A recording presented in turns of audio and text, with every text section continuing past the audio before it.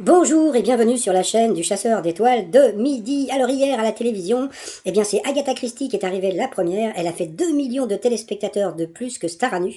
Donc Staranu, bon ils ont bien marché, mais ils ont fait que 3 millions d'eux. Mais ils auraient pu faire plus si Jean-Luc Reichmann avait été à poil. À poil Jean-Luc, à poil Jean-Luc, à poil. Et je tiens à dire que la ville de Poil existe vraiment. Donc sinon, ce soir vous avez The Voice, Crime dans le lac. Donc ça va être une bagarre entre les deux. Le Secours Pop, bon j'imagine ça va pas trop marcher. Mais n'hésitez pas à faire un don en allant sur leur site pour faire un don ou éventuellement devenir bénévole. Allez, sinon ça va commencer. Petit résumé des 12 coups de midi. Jean-Luc Reichmann avait sorti les baskets, le maître de midi était toujours maître de midi, donc il était venu avec papy et mamie, c'était très émouvant que c'était mignon tous les deux, donc il était très fier de papy et mamie, et puis en plus il nous a dit que c'était un grand fan de raclette, donc à la fin il y a une petite surprise pour lui au coup d'envoi la première question, quand on tire profit de ce que les autres dédaignent, on dit qu'on fait des choux gras. Après vous aviez Tony from Nice qui était venu avec ses amis, alors qui Jennifer Gardner promettait-elle dans une poussette pendant la période du confinement? Miaou, c'était un petit chacha. Après, vous aviez Aurélie qui était venue. C'est vrai que son conjoint ressemblait vraiment à Michael Youn avec une barbe, c'était trop rigolo. Donc, alors sa question, selon des chercheurs américains, sur quoi pourraient compter les démineurs pour récupérer des explosifs? Eh bien, sur des cricket. Après, vous aviez Philippe qui a nagé avec, je sais même plus ce que c'était comme bestiole, une baleine, je crois. Mon passant qui était venu avec des amis de Cannes, donc bonjour à Cannes. Alors, selon les femmes de ménage de la Maison Blanche, que devaient-elles nettoyer immédiatement après le passage de Melania Trump dans une salle de bain? Eh bien, c'était les tâches d'auto-bronzant. Après, pour le maître de midi, selon Melissa Ferrari, une psychothérapeute australienne. Ça, j'aime bien parce que franchement, ça, c'est une question. Alors, je l'ai déjà vue, cette question, je sais pas où, mais je l'ai déjà vue, mon passant.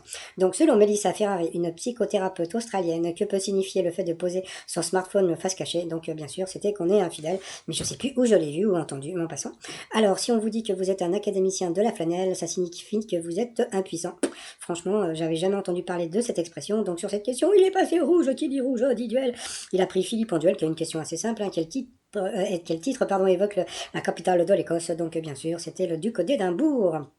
Ensuite, eh bien, Philippe, Bruno et Aurélie sont retrouvés au coup par coup. Et puis c'est Aurélie qui est passée 2 fois à l'orange, donc au rouge qui dit rouge, dit duel. Elle aussi a pris Fifi Lilip en duel, qui là aussi est tombée sur une question assez facile. Quel nom de singe est utilisé en photographie pour obtenir un sourire du sujet qui le prononce? Oui, Stevie, oui, Stevie. Bon, c'est assez facile. Hein. Après, Philippe et Bruno se sont retrouvés en coup fatal. Et puis au départ, ça commençait bien. Et puis voilà, donc la question trop dure pour Philippe. Quel animal de compagnie? Il fait waf, waf. Donc bien sûr, c'était un tout. Donc voilà, puis à la fin, force de passer et repasser, et Philippe, il a pépère, il a du, et puis voilà, donc le maître de midi reste toujours maître de midi par rapport au coup de maître. En botanique, les agrumes sont une grande famille de fruits, hein, donc voilà. Ensuite, quand on a la baraka, c'est qu'on est chanceux. La baraka, c'est quand tu es entre mes bras et que tu souris. La baraka, bon, passons. Ensuite, d'après le titre français du deuxième Die Hard, John McClane a 58 minutes pour, ça, franchement, il a douté quand même, bon, c'était assez simple, c'était pour vivre. Yippie, pauvre, comment il dit dans le film, il dit yippie, pauvre con, je sais plus, je crois que c'est ça. Bon, passons. Après, à quel chanteur doit-on le titre comme une voiture volée? Il a dit Benabar, et c'était Benjamin Biolay. Franchement, la question n'était pas évidente. Et puis à la fin, dans le clip de Harley Davidson, qu'est-ce que Brigitte Bardot porte au pied? Donc là, franchement, c'était une question hyper facile. Hein, c'était pas des ballerines ni des charentaises, c'était bien des cuissards. Donc il a quand même gagné 1000 € à partager. Ça lui fait quand même 500 € pour l'émission par rapport à l'étoile mystérieuse. Alors il y a un nouvel élément sur la gauche, comme vous pouvez voir.